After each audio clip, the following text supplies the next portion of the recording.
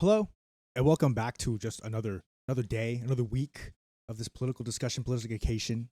As you can see in the chat, see agenda today, the description, MayDay next week happening May 1st to the 5th is when we're doing all of our stuff. International Workers Day, international solidarity, understanding that it is the workers who have the power. It is the workers who do the stuff to make the stuff happen. We'll go over some history. Now, I wanted to do some history buff stuff. I didn't get too knee deep into it. I can just give you some basics about Labor Day here in America, and then International Workers Day, May Day, right? And then we'll open up broader into larger labor movements as a whole. Nothing specific, but there's as a whole of what we can do as people with our labor, organizing our labor, of course, against these systems of oppression, capitalism. And then we'll round us all off at the second law of dialectics, right? We'll go over we'll go over all three laws, but it's the second law that I would like to discuss. We could tie it into labor movements and the solidarity of international workers all together. Be nice little package, little bundle deal. We'll wrap it all in the very end. Dialectics, labor, how does it work? Let's get right into it. So without further ado, May Day. What is it? International Workers Day. Do we celebrate it? Yeah, it's an international holiday recognized by the leftists, socialists, working class, and laborers alike. Right, recognize this day as to appreciate the labor that has gone into these corporations, these factories, the oppressive conditions of the working class.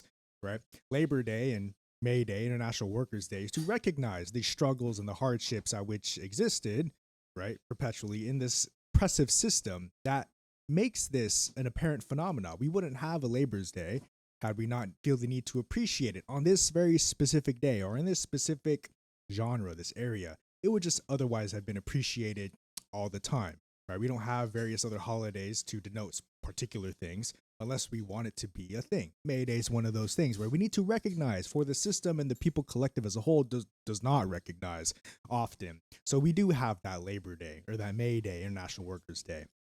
This May Day, if I could pull up some information here, really, there's not a lot of information. It surprised me a lot. Not many YouTube videos on it, not much to look at. If you really want to research May Day, you have to really dig in deep, read a lot of books, specifically on the topic. But generally, what I've grasped doing some light research about International Workers' Day is it started in the early 1800s, probably in the late 1700s.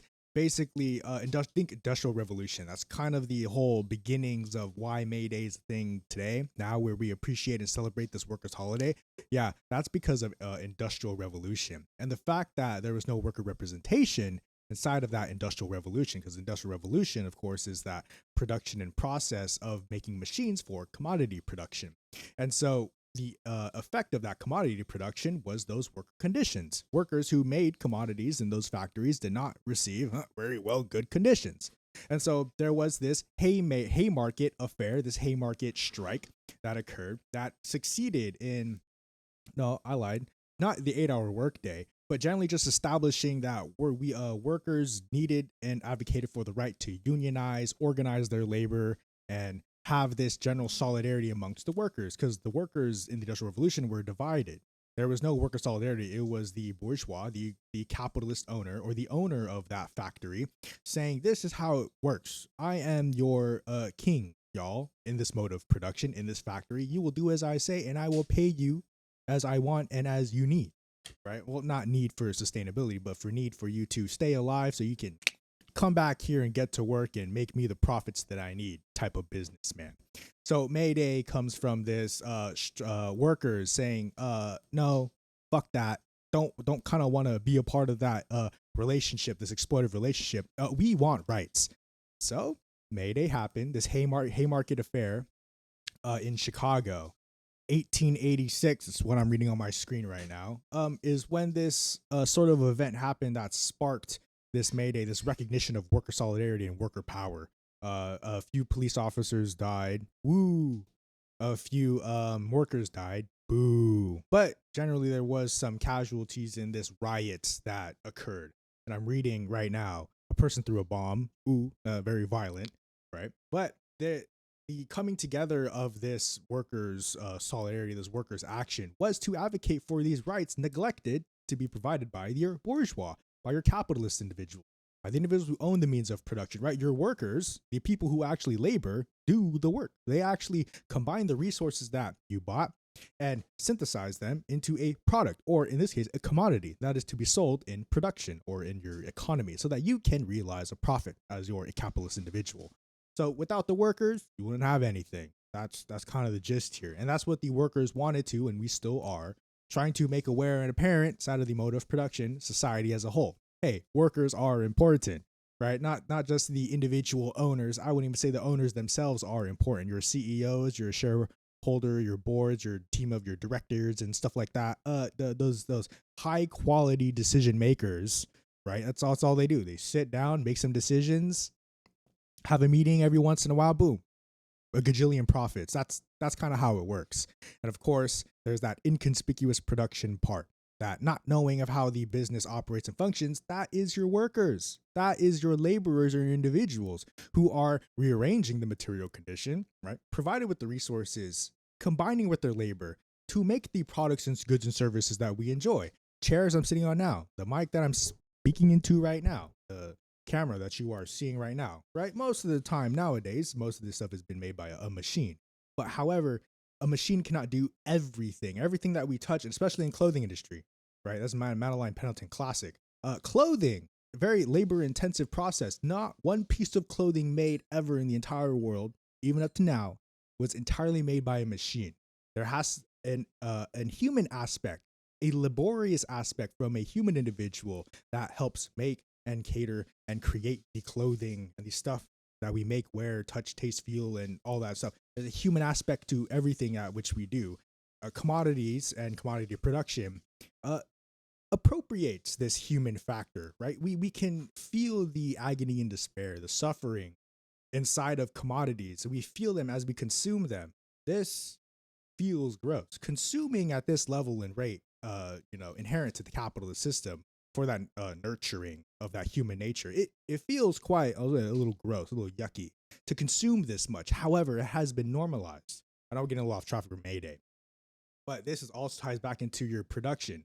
You don't want to be working all the damn time. Working all the damn time means you're going to be consuming all the damn time to also make up for that working. Your balance, your compensation of both. So when you produce all the time, you'll consume. You'll have more of these relationships, right, come up in your life and your understanding as you investigate it. When it comes to MayDay, when it comes to labor movements and stuff like that, you'll notice why people are doing the stuff, the striking, the demanding of the rights and such, because there's this oppressive force, right? When we consume, there is still an oppressive force that comes with it. It's just how we go about living indefinite sequence, how we go about living. Basically, we're just living. It's knowing how and what we live as. The capitalist class, of course, doesn't want us to live. Right? That's a luxury granted by those who work hard, who own property, for those who are beneficial to society. Not those workers, those lowly workers who work unskilled jobs. They don't deserve the work. They don't deserve all of the labor and the value. I don't know. That's a particular point of view. That is, I would say, the capitalist oppressive, segregatory point of view, that perspective, in which the workers of the world, united, shackled by their chains, recognize this ain't right. It's not just you. It's kind of like how the kings and queens were treating themselves. Like, divine right and rule. That's me. Now all of a sudden it's not divine right and rule. It's I own, therefore I am. That's me. I'm the capitalist owner. And the dynamic really hasn't changed. It's the masses getting pissed off at the minority of which own and control the means of production, which causes and creates this oppression. The different time periods just distinct the different year of the time. The dynamic of the relationship hasn't really changed. There's still people at the top pissing us off and us at the bottom doing what they want because of the systemic oppression of how people live, right? You are forced to get a job or forced to participate in the system to live. That is that part, that living part. People want to live, people don't want to die. That's not something people want to do. So people will do as they need to sustain that living, whether it be working that job and such. And under these conditions, we are forced to. There is no social safety net provided by the people, by the state, to which helps you, engage in the system amicably.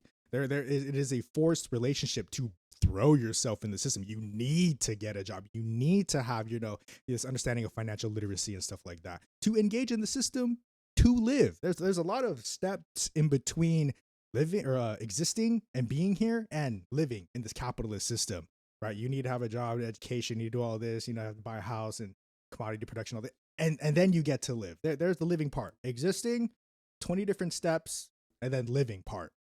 That is where these strikes come from. We want to exist and live, but there's so many steps in the way. Well, thanks capitalism. The workers of the world, united of their shackles, strike, protest, get loud with their voices, voice their concerns, come together in solidarity to show the capitalists or to show their oppressors that we, the people, we make that shit happen. We want to reduce that many steps to existing and living. Like, we're here. We do that stuff.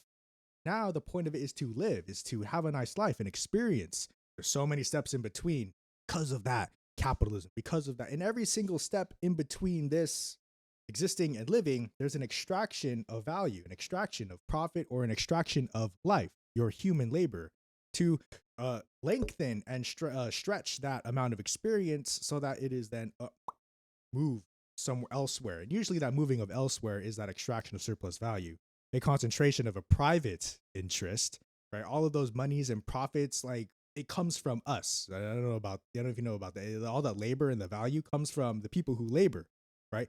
Like a million people working in an area for, like, in a country and stuff.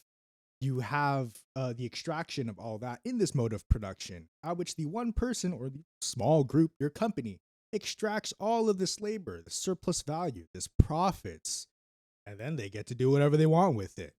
Isn't that a little? To me, it's a little bit ridiculous. That type of mode of production, how we're organizing our labor, it's a little bit ridiculous, a little bit insane. But people love it. People eat that shit up because of your liberal motive scheme, your liberal ideology, your freedom, your right to do so. I have the freedom to start a business and exploit people. That's my freedom. Right? I have the freedom to be an asshole. That's the freedom granted here, because we're all individual people who have the freedom to express themselves. So we of course must respect the people and the individual rights of those individuals, those people to express themselves. Word salad over here. Freedoms, right? Just understand where your freedoms come from, how your freedoms are allotted and granted, and your maneuverability around those freedoms. Right? Some people's freedoms are honestly worth more than others. That's just a systemic issue, right? Everything is based off this appropriation of class, appropriation of identity. One of those identities is workers, right? You have workers and owners. The reason why workers come together in solidarity and stand together in a picket and a strike, and of course building that class unity, is because the conditions of working suck dick. I'll set it straight. It's bad. Like, we were like back in the ye olden days, the 50s, the 1950s, and a little bit before that, where workers had it a little better. I'm not going to say workers, and especially in Industrial Revolution and after in America, had it good. Rarely did the workers have it good, but there were better working conditions that allowed people to live and afford stuff. Right now, that opportunity is a dream, an American dream, in fact, that does not occur anymore. So the workers coming together, very important, and which will break into a larger labor movement as a whole. So not just MayDay, right, and the Labor Day and stuff, these specific days, labor movements as a whole, just like with the striker, which we're doing right now, is a continuous process. The labor movements that happen in the world, right, all around us, right, will happen with or without the individual person being aware of it, right? Strikes and protests and boycotts are organized with or without your individual, right, participation. Most of the time I hear about a strike, it's already too late, or a march, it's already too late for me, right? You just have to know and know what, it's like know who you know what you know, to get into the groove, get into the gist. But life happens whether you want it to or not. So the engagement of it, I want to say it's not necessary. It's very necessary to engage within your life to help you better understand your material condition. One of those conditions, of course, is that working, labor, production, the economy, the material forces which shape your life. So you live life, right? But how do you do so? What is that life, the substance made out of, and the processes of which you labor yourself in to create that scheme, to create the life? What time do you wake up in the morning? What job do you go to? What sort of places do you visit? Who do you keep in contact with? The scheme, the life at which, and of course that work, that labor, the change in the material condition intentional. So when you show up at the work, to provide this labor, of course, you, the individual, separated from this interest and the yielding of the profits and the value of that interest, because you don't want to be waking up, going to a retail place, and then sitting in front of a cashier for 6 hours. I wouldn't think that's what most people want to do. Like maybe, no, I don't think it's what most people want to do. It's a position at which paid because there is another interest that grants that position, um, you know, to allow that pay. So someone out there in the ye farthing lands, somewhere like in like Memphis, like Tennessee or something, wherever they put those corporate addresses, like in like New Jersey or something, somewhere out there, a company is establishing themselves to pay people to sit in front of a register so that they can extract that surplus value. Because I like to break it down in this example. Like we can explain labor movements like this, like for the reason why we need labor movements. You're at a McDonald's. Let's say the staff is 5 strong. Five's a good number. Little small store. 5 strong. You have a cashier. You have 3 cooks in the back. Someone out on the floor, and then I think that's 5. Right? So you have the 2 people up front, 3 people in the back, doing all the drive-through and stuff, the cashier stuff. So 5 people, small McDonald's store.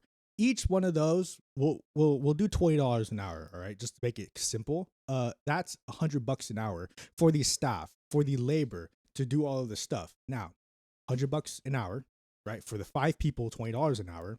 To labor, to move the functions of productions, to create the value, to give to the customer so that they can make the exchange and trade of your goods and services of that enterprise. So $100 an hour for the labor. Now, it's a busy hour. Let's say it's like 3, 4. That's usually when the McDonald's are like, popping off, like afternoon time, right? So let's pick a rush hour, right? That rush hour, because of the amount of people going into there, flocking to the McDonald's to get what they want and need. $1,000 they cleared in products and goods. Psh, gross. That's your gross. $1,000. Oh my God. The business made a lot of money. But now you go back to the $100 an hour that you pay the staff. In that 1 hour, each of them got $20. Those 5 people. But they made the business $1,000. Oh no, what did we say? Yeah, $1,000 in the 1 hour.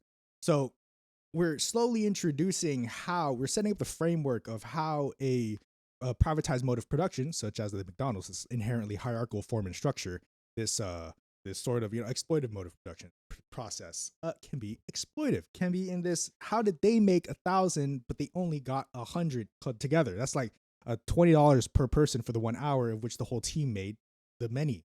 That is so. Where did the money go? Right. Well, we just said $100 to the laborers. We'll give it like another $100-$200 for the food and stuff. Where does the rest of the $700-$800 go? Into the pockets of the capitalists. That's it. That's basically it. That's 1, 2, and 3. You have $1,000. 100 goes to the laborers.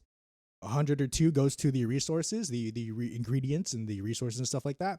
The rest of the money goes to the capitalists, and that's how profits are made. It's an extraction of that surplus value which owed to the worker not getting it, contributing to their shitty working conditions. So you can see, and this happens all the time. It doesn't have to be McDonald's. It can be any sort of enterprise, any enterprise existing and operating within the capitalist framework. I'm talking Costco's, I'm talking Walmart's, I'm talking Pottery Barns, I'm talking Kroger's, Safeways. I'm talking about any workplace that issues you a paycheck and that paycheck is not granted in full of the value of the labor that you inputted. That's all that. That's exploitation of an extraction of your surplus value. This is why labor movements are needed. A recognition of the work is important inside of production. You wouldn't be able to have shit and do shit. Like if the $1,000 worth of customers and people wanting that food, the workers aren't there, shit out of luck. McDonald's ain't getting that $1,000 in that hour because the workers weren't there to push that process forward. That's all I'm saying. You need the workers. The boss needs the workers more than the workers need the boss. Because at the end of the day, the worker knows how to do production in that process. The worker team collective in that sort of in that store knows the ins and outs of how to operate the machinery, how to get the product moving through the processes of production, from frozen patty burger in the freezer to a warm cooked burger in the stomachs of the paying patron. How does that work? The worker is in there. Customer comes in. Something happens, an exchange happens, workers are inside, happy customer out. That's kind of the gist. Now, somewhere in the ye far lands, you have this CEO, you have this manager of some sort, the manager owner of production, who sits there and it's like, yes, good job, workers. I will be taking my part because I own that shit, because that shit is mine. That's why I'm taking that extraction of surplus value, because you were just there to put the pieces together. I provided the pieces. Now, let's talk about this. If the pieces were there, would you be able to put it all together? I like to go back to the Walmart example, like throwing out. Does the CEO of Walmart or the shareholder team ring up every single customer, put up the stock on every single shelf of every Walmart in the country so that people can come in and, take from the shelf of what they need and want? Are the teams, your stockholder teams and stuff, your shareholders, going into the Walmarts in the back to stock the shelves, sweep the aisles and stuff like that, maintain? No, hard no, clear no. That's a certified no. That's an absolute truth you can spew out right now, and it's going to be considered a fact. That is a material fact. Shareholders do not have a vested interest in the operations, at least serviceable to the community at hand of the business. The business, of course, the shareholders have vested interest in the production of profits and the extraction of surplus value. Yummy numbers, the bourgeois say, when it comes to profits. But then you leave out the important part of the equation: your workers. If you ain't got no workers, you ain't got no production. There is no profits being made. Labor movements are important. Labor movements are amazing. We need to have that worker solidarity, understanding that it is us, the people, we be doing that shit. In numbers, we can make change. And in numbers, time is it? Good timing. So the first half was labor movement and such, and I'm going to tie it at the end. We're going to be talking about the second law of dialectics from Engels. So there are 3 laws of dialectics, and we'll tie this back into labor and stuff. 3 laws of dialectics. So follow me with me now. We're going to talk about the second one. I'll name all 3. The first law of dialectics is the existence of opposites and the unity of struggle, the unity of opposites, right? Mao is famous for breaking down on contradiction. What is dialectics? Is the unity of opposites. It's how objects exist, come together to make the one. I say it takes 2 to make 1, right? It seems like a contradiction itself. You need 2 entities or beings to make the one. I explain it in throw and forward. You can think of dialectics, explaining it as thesis, antithesis. You always need 2, right? You always need 2 to make 1. How does a game work? There are victors and losers. That's how a game is made, right? That's how a game exists as. You wouldn't have a game if you didn't have a winner and a loser. If you just had a winner, then they're not a winner. There's no contrasting element to the winner that is the loser. If there's no loser, there is no winner. You just are. You're just being here. That is the synthesization of dialectics. Yes, the unity of opposites. When 2 opposing phenomena come together, which creates motion forward in the material condition that makes an object exist as, and change, constant change. And this constant change comes from this rearrangement of the material condition. So just a little bit more on this. The rearrangement of the material condition grants you this shifting and this moving forward of the addressing of the contradictions that an object has: thesis, antithesis, throw, and forward. Your different 2s that make the one. So in your unity of opposites, in this struggle, there is a moving forward. This moving forward is this phenomenon, this process, this passage of time allows us to see and observe and experience this addressing of the contradiction. And we get into the second law, which we'll talk about. The second law is the transformation, that is the quantitative gradual change, which amounts and compiles into the qualitative revolutionary change. So numbers and quantity eventually adding up into a revolutionary quality change. An example given from the video that I watched, from the examples that I've been given, is boiling water. So you can imagine this quantity gradual change into the qualitative revolutionary change by boiling a pot of water. You have a pot of water on the stove and you turn the heat on. That rise in temperature, that gradual rise in temperature, is heating up the water, heating up the H2O molecules to a point in where that temperature has reached and surpassed a sort of limit, which is the third law. This certain limit is passed in which the state of that H2O molecule now turns from a liquid to a gas, or there is less H2O atoms near each other to converge into a water. Now it becomes a gas. The transition between water and gas is that revolutionary change. The quantitative of that gradual temperature rise allows for that qualitative change from no boil to boil. So think of that second law as this gradual change. This, you see the water not boiling and all of a sudden it is boiling, but it was from a gradual change in temperature, in that difference of. That's the second law. Your third law is a little bit more complicated. It is called the negation of the negation. That's a little complicated, or it's also often called the negation and affirmation. So the negation first, because using the second law, is this negation of the surpassing of that limit. There first exists this limit to an object. So water inherently, by principle, boils at a certain temperature. That is its first negation. You can no longer add any more temperature for it to stay and then it can stay the same state, non-boiling. There exists a limit of how much you can boil or how much you can rise the temperature of a boiling pot of water or water to get it to boil. That is the first negation. The negation of the negation, the second negation is that transformation. So the first negation, follow me now, is that limit with the boiling water is that transitionary period from before to after. The first negation is that limit of how much you can add, the quantity before it turns, the second negation, revolutionary. So the three laws of dialectics. I know it's a mouthful, but I wanted to get into the second one, tied into labor movements. So when we're talking about the quantity gradual change into the qualitative revolutionary change, you'll understand that the more stuff that we do, the more stuff will happen. That's some simple philosophy right there. So when we talk about numbers, right, especially with a strike card, so you'll see as this movement grows and as this network, eventually, blows and grows up, and this exponential growth that we're, projected seeing is gonna be all great and fine and dandy. We just have to know the phenomena of how it works. The quantity of the people on the strike card, your assignees, your strikers, will result in a qualitative revolutionary change by the mass sheer amount of people. When we're talking about modes of productions throughout history, most of the modes of productions, well, actually all of the modes of productions, have exceeded themselves in population from before. The natural human people quantity, the billions of people, transform and make qualitative revolutionary change of the interactions at which we exist in a society. This is why, as a communist, die-hard, Marxist-Leninist communist, understanding scientific socialism and the development of that mode of production and modes of production afterwards, that socialism is inevitable. Granted that we continue growing as a species, which is what capitalism is trying not to do, right? But we will keep growing as a people and having the numbers, the quantity of individuals existing and interacting, exposing the contradictions of the current mode of production, to which then will emerge out a different mode of production that better addresses the needs of the people active and sustained in the participation of society.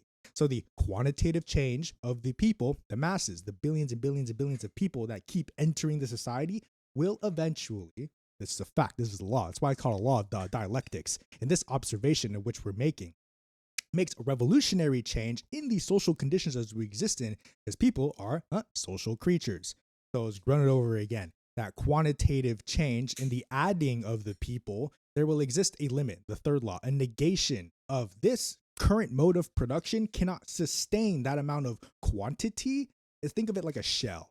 So when capitalism was birthed, right, it had an existing framework and a shell, restrictions and limitations to the operations of the mode of production, private property, the handlings of which, your liberal mode of thought, all of these structures and institutions in place to maintain, right, this sort of relationship between employer and employee. This is the shell of capitalism. And as people grew into capitalism, there existed a point in where it was nice and comfortable for those participating in it. Right? It was nice and the shell wasn't too tight, it wasn't too big, it felt nice. And all of a sudden, we just kept growing as a mass. Think of like a hermit crab. When a hermit crab gets into a bigger shell, it occupies the space that it takes up. That's kind of what's happening. As the hermit crab grows, the shell will eventually be too small for it. The hermit crab will need to relocate, right? Qualitative change into imperialism. So capitalism, right? So this comes from highest stage of capitalism, imperialism. So Lenin describes two stages to capitalism. In its industrious process, like industrial revolution, pre and during, and then imperialism thereafter, and where you take that colonizing part plus capitalism and you merge them into exploitative markets. So the quantity, so the shell is big. You have the big shell of capitalism, which then turns into its imperialism, the second stage, from its workings and people investing in the system, quantity. So the amount of people making businesses, doing business trades, producing private enterprise and extrapolating that surplus value and privatizing the mode of production. This is that quantity of which then changes quality. The internal first stage capitalism, that shell broke a long time ago because the capitalists could no longer go inward, or at least expand domestically from the nation to extract that surplus value. Capitalists and your bourgeois, your business owners, had to expand outwards, your second shell, the shell which still has this kind of quality of exploitation and privatized profits, but you imperialize it. Imperialism, of course, is that outward expansion of capitalism. Capitalism is a nation. Imperialism is international. The quantity of which that privatized mode of production invested in created two shells, at least according to Lenin. That's where you get your qualitative change in imperialism. So no longer is capitalism, as it was back then, to appropriate the land internal. Now it is to appropriate the land external. McDonald's are everywhere in the fucking world right now. You'll never go without in a country without a McDonald's. That's imperialism. Capitalism is when McDonald's only exist in the nation, like in Canada or in America. But then you have imperialism where McDonald's now exists everywhere. And that is a transformative change between the quantity of how many McDonald's exist in the one nation, the literal American shell that houses the McDonald's, to which it breaks out of because of the quantity, creating a revolutionary change or qualitative change into now it's no longer just in the US. Look, now the water's boiling. McDonald's exist everywhere. That's that sort of change, that display of dialectics in the material phenomena of how McDonald's went from a nation, traditional capitalism, factory working inside of a an inclusive or exclusive, an internal market, to which then expanded outwards to other nations and borders of different cultures and of different representations and the appropriation of that land. That is that imperialism, that qualitative change. Good question. Love the questions. But yeah, unity of opposites throw.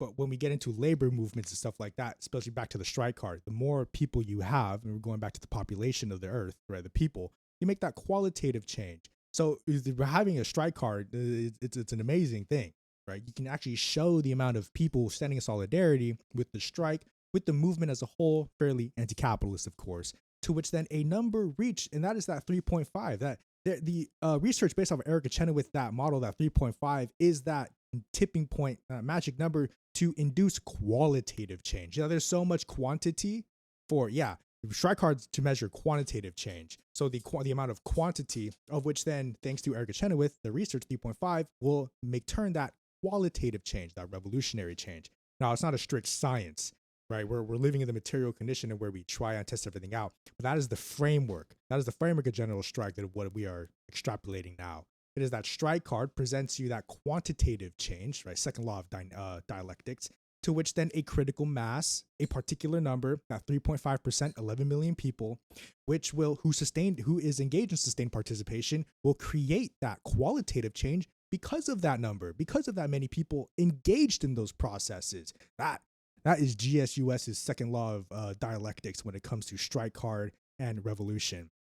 We will have the numbers so long as we keep pushing, keep agitprop, posting up our flyers, passing around our zines, showing up at protests, getting people's faces, agitating the community, getting to know the community, knowing your needs, networking internal and external. The more movement and the more quantity of the jobs that we take upon and the more actions that we commit to in the movement and outside the movement will contribute to this qualitative change, right?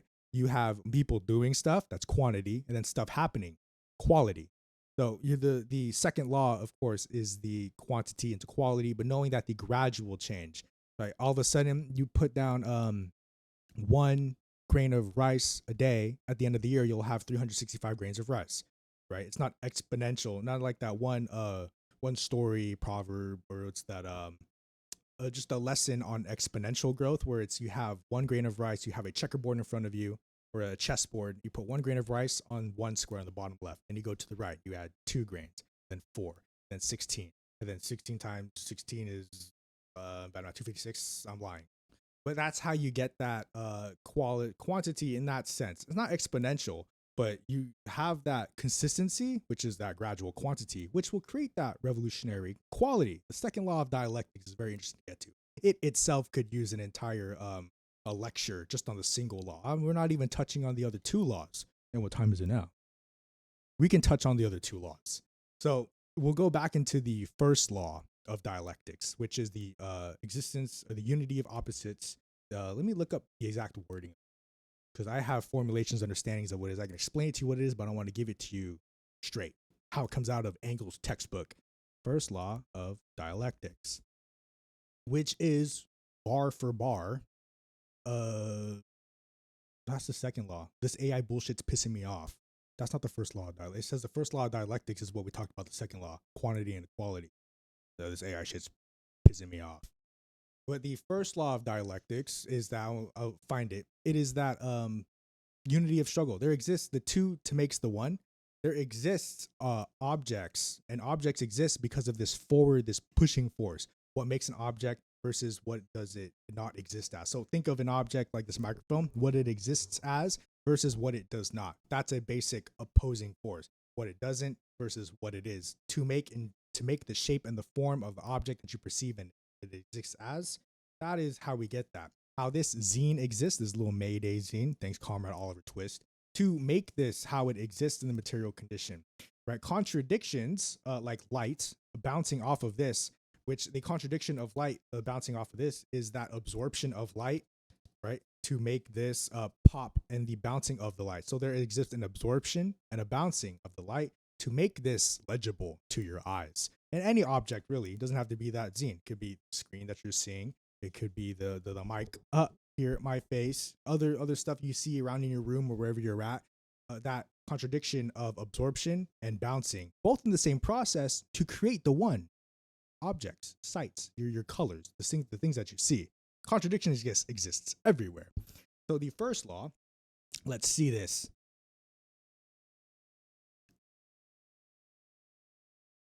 Opposites interpenetrate. DOS sign. Oh, that's another thing. Oh, that's a weird source. But it's where opposites come together and coalesce to make it the one thing.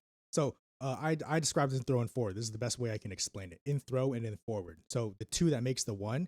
When an object is presented to you in throw, you are seeing this object complete an entire, with all of its labor already, presented to you. Comrade Oliver had designed this, probably typed up every single word that you saw or see. The formatting and the design of everything all came into thought, all came into that design, and then materialized as such, as you can see, the folding of which, right, this process I have done, this is the completed zine where you can extrapolate that information. Now you're forwarding your understanding of it. At throw, it's just a zine. It's just a little booklet. Yeah, you don't know what's in here, right? That's the extrapolation of the material condition. What is in here? That's your forward. You're going into that discovery process. Gum, same way. I have a little packet of gum right here. How did this come to be? Question the material condition. Of which, when was this made? How was this made? I do this all the time with stuff when we're walking around outside, parks, malls, strolling around, being menaces, causing a disturbance in society. How are things made? I used to work in construction. I used to, roll around those scissor lifts, those boom lifts, forklifts, excavators, skid steers, and all this stuff. There's an interesting process of how this stuff works, how it operates, the dynamics and the physics of what causes these machines to run. And the best part is, not any single one of you has to know about anything about that to live and understand the material condition. It's an amazing thing. Things exist and they don't need your attention to know that exists. Like, we can break down simply. Does a tree in the forest make a sound when it falls when no one's around? Yes, it makes a sound. Are we around to hear it? Is the question that you should be asking yourself. Yes, trees make sound. That's basic physics. When a tree falls, it's going to make that the crash sound, but we're not around there to hear it. Yes, it does make a sound. That is which came first, the chicken or the egg? It is the chicken that comes first, because the egg is laid by what you call an alpha chicken or a proto chicken. What we wouldn't consider a biological chicken. Then it lays a sort of proto egg. You don't know what's in there. You kind of get into Schrodinger's cat. situation. You don't know what's inside until you open it. And out comes what we would consider a biological chicken, is what we then say, that's a fucking chicken, right? That chicken comes first. The egg is what houses it. It comes from the proto chicken, but we don't know what's inside of it yet until it emerges. This emerging process is paramount. It is a core principle of dialectics, becoming and emerging. So we know that the chicken came first, right? Very simple question. Because that what it emerges and becomes into. The egg didn't come first. The egg is always there, and it hatches and it births the concept and idea. It births the material reality. This shell is simply just a housing, and that's all we see in throw. We don't see the chicken inside. We don't have x-ray vision into that egg to see the processes of what makes the chicken the biological chicken that we would consider the chicken. We only see the egg, the outside, the opaque shell. It might be a chicken thing in there. We'll have to see, but it was definitely birthed from a proto chicken, that not quite biological chicken that we would say. So somewhere along the lines, millions and millions of evolution, there did exist this transition, this quantity in the change of so many generations of the proto chicken, to which then makes the qualitative revolutionary change of, hey, it's a fucking chicken right there. That's not bok bok, KFC and good old stuff, and I love that stuff, man. But that is that quantity change, the years and years of evolution into the qualitative change. Proto chicken. That's a chicken right there. Chicken and egg stuff. So they can apply dialectics to everything. It's a beautiful process. Dialectical materialism is that outlook and outworld of which explains the material condition true to the sense of which we exist in. Idealism is where you get that mode of thought where it's like, you know what? Life can be whatever I want it to be type shit. And that ain't that type shit that we fuck with. Because the idealism is what roots reactionary thought. Idealism is when you look out in the world and be like, nope, it's whatever I want to make of it. And then I go ahead and rearrange it as such. Of course, the ideal extrapolations of the rearrangements of the material condition are often without the entire consideration of the material condition. Big old mouthful. Let me break it down. So when you think, you rearrange the material condition immaterially. You think in here like, oh, things could be a particular certain way.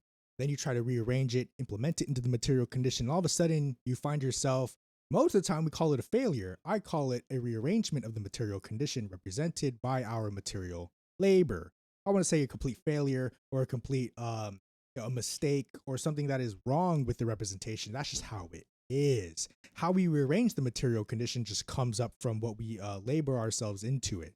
So when we think of the material condition in a certain way, but we're not always thinking about the exact dimensions and the exact laws of gravity, physics, the exact interactions between two particular chemicals, types of existences in each other's relations, in each other's spaces, to which they will interact at any given moment. The material condition does that for us, right? When stuff happens, when people do stuff happens, and it all happens at the same time.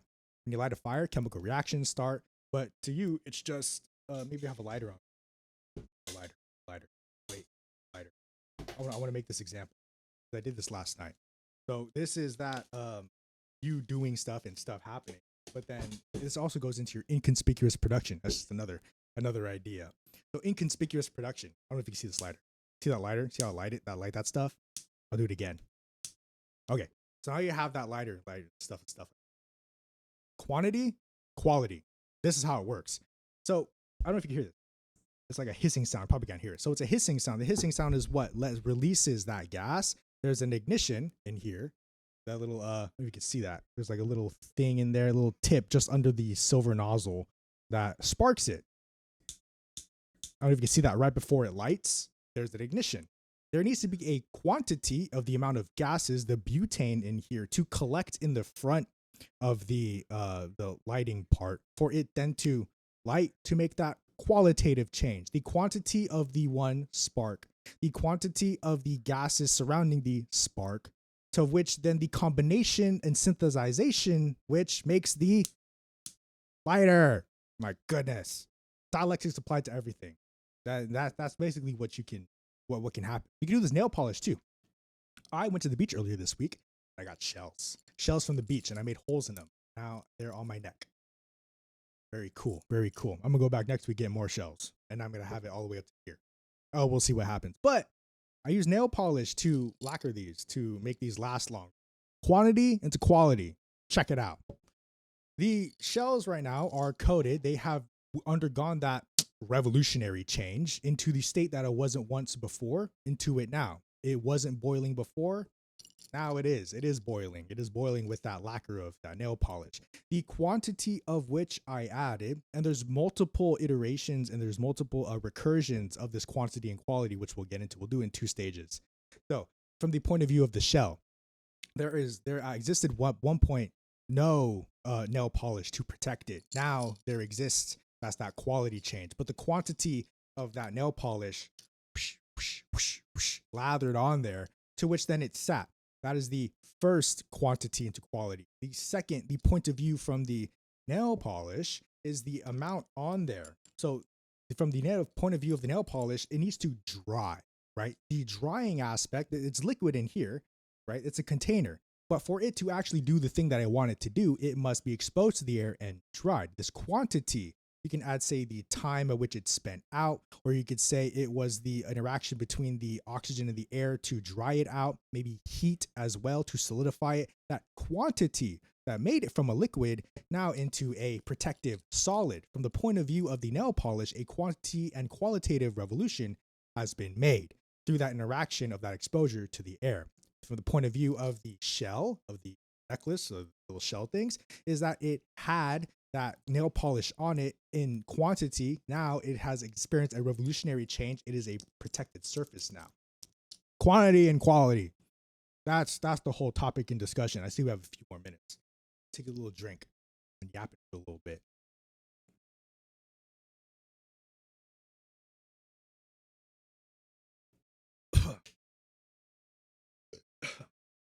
We're going to go back. We're going to go from bottom to top. So we all talk about dialectics, these laws of dialectics and how they apply into the material condition, shells, chicken and eggs, nail polish, all of these random things that exist with us and are used for that example. Zines as well. All this stuff exists. All this stuff is here. And it's just ready for us to play with. Don't we have been so institutionalized to the point where most people see material condition and say, I can't fuck with that. It's probably because I don't own it or I don't have the confidence in my rearrangement of it. That alienation, Karl Marx, classic alienation of production. How does man do stuff and appreciate what he has done? He can't. In the mode of production, capitalist mode of production, you are alienated from that experience, from that I did stuff and now I have stuff. Now this commodity production is that I do stuff and I don't have stuff. That not having his stuff alienates the worker from production, makes it so that the scheme of production is entirely removed from the individual's awareness of how profits are made, and therefore that extraction of profits does not go to the worker, it goes to the owner. So dialectics apply to everything. Dialectics apply to economics. We call that communism, or at least dialectics apply to capitalism. That's communism. And then the labor movements as a whole, right? We discussed a little bit of quantitative and qualitative change. How the amount of people in your labor movements will cause that rise, right? So the labor movements, we didn't get into it. Nonviolence, owning the means of production. But as a general whole, right, having your workers' rights together and stuff is to address the contradictions of the capitalist system. The liberal ideology as a whole. People are free, people have rights. Just why are we not practicing that inside of our enterprises when people are getting paid shit wages, to which then they cannot sustain their material condition? That itself is a contradiction to the capitalist system, where it's like, hey, if you want to make money, just get another job. Oh, wait, the job market's shit. You can't get another job. Well, just ask your boss for money. Hey, wait, your boss isn't giving you more money. These are unaddressed contradictions of the capitalist system that we just let skate on by.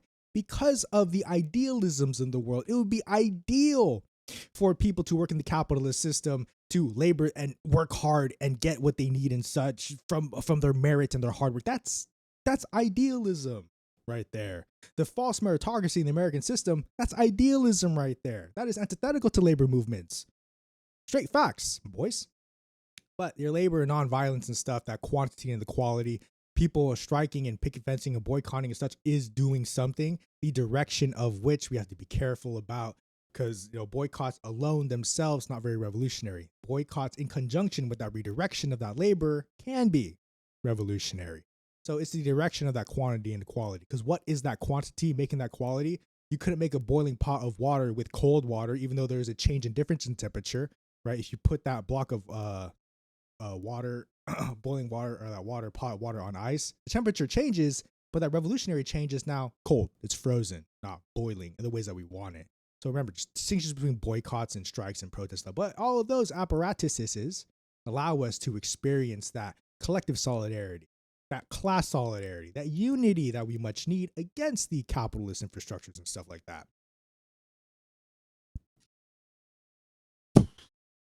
Capitalist bourgeois fuck ass system. I swear, it's all the litigations of which, the due process, guys, due process until it's not convenient for us. Doesn't that piss you off? And that is where we get that MayDay. That is where we get that labor solidarity, the International Workers' Day. People had enough of that shit. That's that quantity negation of the negation to break the limit of the constraints of the system having on constantly growing and changing people. Institutions are archaic. Institutions attain archaic tendencies because they sit as solid labor, dead labor. Institutions that live and decay. When stuff becomes, they decay. The limits decay. These constraints decay. And the people and the constant change of the material condition outgrows what has once been into the what is going to be now. The workers understood and recognized these conditions of which we had enough of this shit. More pay, better working conditions, less hours at work because we can do that. And then they did. That is that workers coming together. That is that recognition of that, hey, yo, we need to be doing something different. And then the people got together and did stuff different. Granted, right? Granted, a lot of people were very injured, dead at that point. However, the sacrifices made, we're still pushing along that fight. Now it's steps. So it was before where we wanted better working wages, better working conditions, stuff inside of the capitalist system. Now, as a broader society and conscious, we're like, nope, that's not enough anymore. Screw your $50 an hour. I want to own the means of production, which could grant an allot to the equal amount of hundreds of dollars an hour, right? To the workers who own the co-ops, the owners of production, the worker owners. So now we have moved past that need for, I want $50 an hour, $60 an hour, $70 an hour. The economy is going to keep running and racing and do all this stuff, and we're going to play catch up forever if we do not own the means of production as a people collective. What time is it now? Oh my God, 2 minutes till. Extra dry throat today. That is that essence. That is the essence of worker solidarity. It is to own the means of production. For if we do not own, we do not have. When we do not have, we cannot do. When we cannot do, nothing happens. Only those who have can do, to which then stuff happens for them. For having stuff, you can then do particular things, which then particular stuff happens. But having is that first conjunction, is that first hurdle that we have to address, a contradiction to our understanding and development in the material condition. If we do not have, we cannot do. Without doing, nothing happens, right? The making of our zines, these headbands, patches, the resources, the flyers, the graphics, the tabling and stuff that we do as an organization, as a network. That's all of us. Having the capabilities, the time, the resources, the labor, the love, the revolution, the revolutionary spirit to do the stuff, and then stuff happens. That's basically how life works. Have stuff, do stuff, stuff happens. It's how you go about doing the stuff when you have the stuff to make that happening stuff. Very, very simple breaking it down.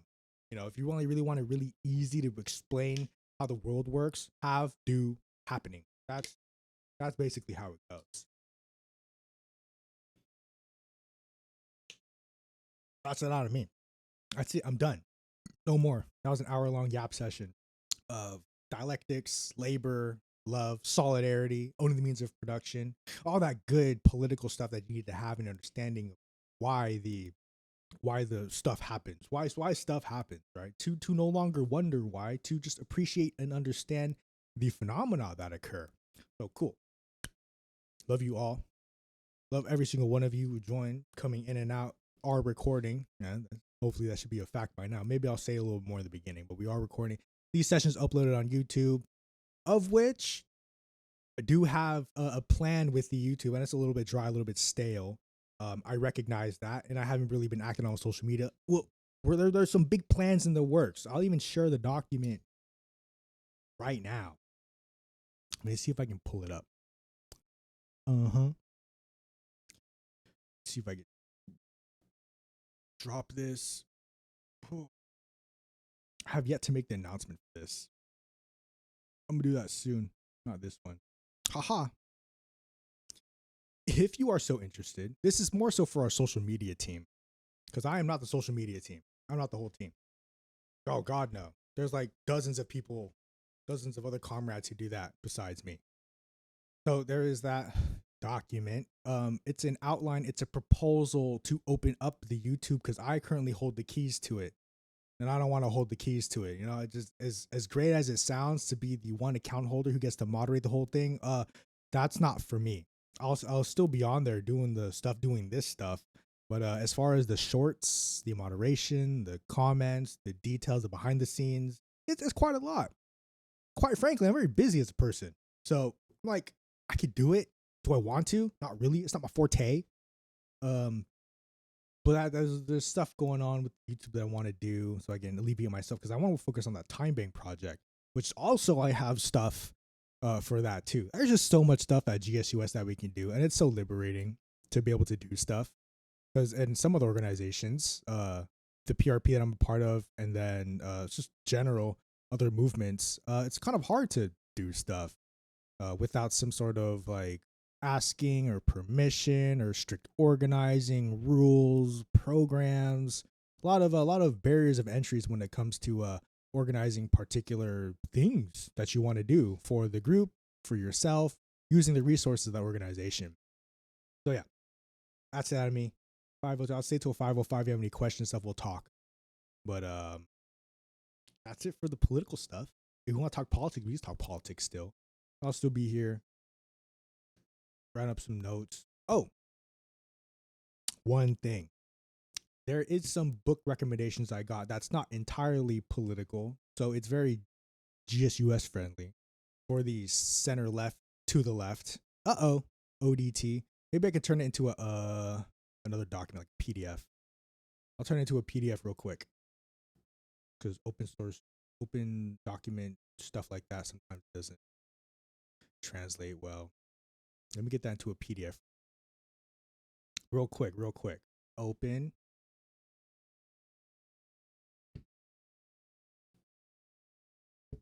Open, and then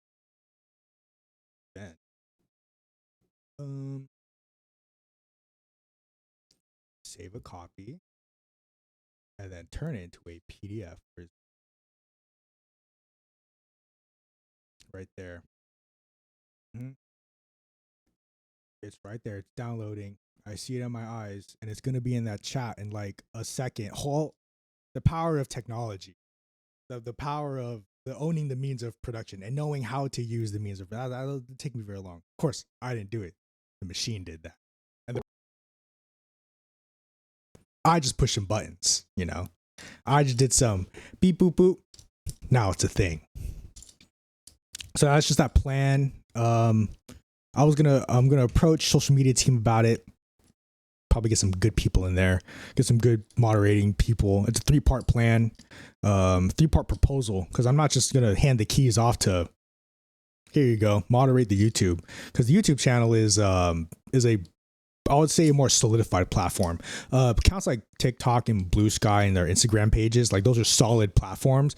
But YouTube it's a long form platform. It's almost like its own website to a certain degree. You can post podcasts, clips, do moments, video essays regarding the general strike, and then of course left activism as a whole. So there's that. I wanted the general strike YouTube to be like, Rooster Teeth for gaming, BuzzFeed for lifestyle, Tasty for food, but general strike for general left activism. It's where you have multiple creators, partners, an umbrella of content creation to make that space into a like general left. So it's not like we're not gonna have no Joe Rogans on the left. No specific podcast people, but general videos, and it could be how to's. Maybe one person will do a one-off video on how to do a garden in a particular area. Maybe one person will do a one-off video on how to make certain stitches by hand, or like how to do your sewing machine or whatever and whatnot. So the content creation program that this births, right? The YouTube team is going to birth this content creation program. It's open for the people. We just have to be loud about it. There's already some stuff. Yeah, we don't need none of that. None of that yelling on the mic. Be like, I am ignorant. All right. We don't need none of that. We just need the people doing their stuff. We don't need people in front of mics all the time. Says me. Doing this stuff. But yeah, that proposal, stuff like that. I don't know. Got a lot of stuff. Works to do. I have like a whole laundry list of stuff I have to do that I've neglected to do. Boo. But I'm gonna bring this document up to the social media team, see what they say, see what they think, because we could do a lot with the YouTube. I don't know if you guys know this. I don't know if you guys know. The YouTube is almost at 1,000 subscribers. All we're gonna do is do a 1,000 subscriber special. That's what we're gonna do. And then our shorts actually do pretty well. I take the ones posted on TikTok and then just post them on YouTube, the shorts, and they're doing fine. They're doing great. If we had more of those, which is kind of where this team comes in, it's two teams in one group, the GSUS YouTube moderator team, to then have them split into shorts and long form. Long form is going to do that outreach to do panels, podcasts, maybe just little clips and stuff like that, appearances, shows, video essays, how-tos, general knowledge on mutual aid. I know Lucky and MT is doing something like that. Maybe we can do some stuff with that. But then the shorts part focuses on the cross-posting, the direct outreach with our other GSUS platforms to circulate information. So when one platform posts one, we can get those on other platforms. So when one platform posts like the shorts, we can send that video to TikTok or Instagram or Facebook or wherever it may be to circulate that. General agitprop too, that's more of an in-person thing. That's it. I gotta show this proposal to the social.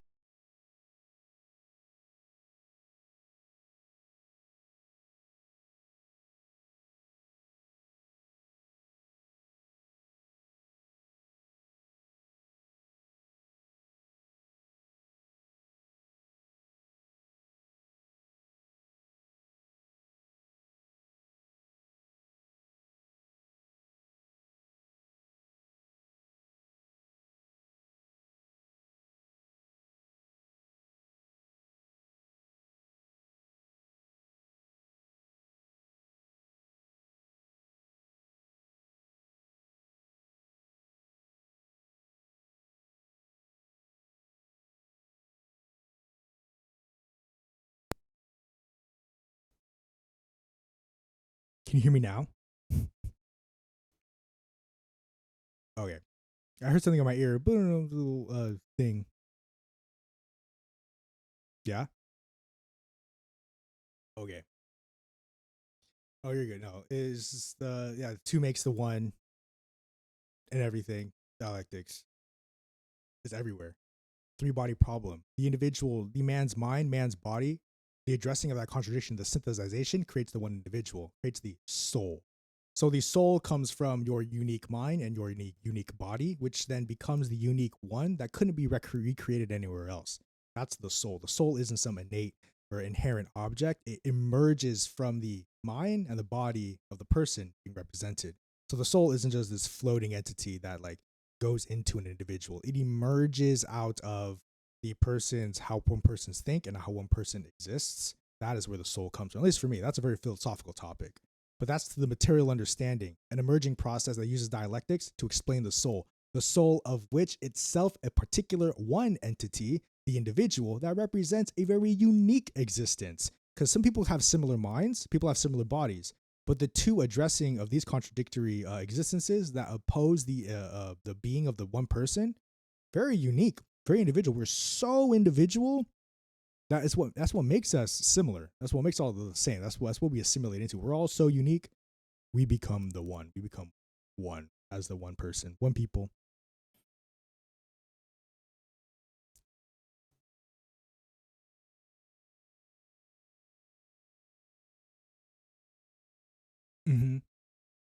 because the bodies are like the mind, the body is very similar, but the addressing of the both the mind and the body as the one creates that uniqueness. Even twins, right? Twins still have their various differences. When you draw on a piece of paper, when you draw two A's, I don't have my stuff on me. Like two letters, they're not exactly the same. They may be the same to a particular degree, but when you analyze them, they're slightly different. Even machines make slight differences and slight variations in between each copy. So there's not one thing that exists truly as another. It is the representation of which thrown at you makes that value, makes that understanding.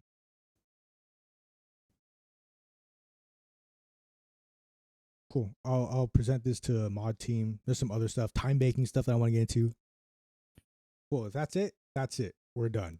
We're gonna do some good stuff with some general strikes, some general national stuff. We're gonna do some cool stuff with that. Cool. That's it. Thank you for being here. Love you all. Revolutionary spirit, a part of the people. Take care, learn, love, and appreciate. And that's it.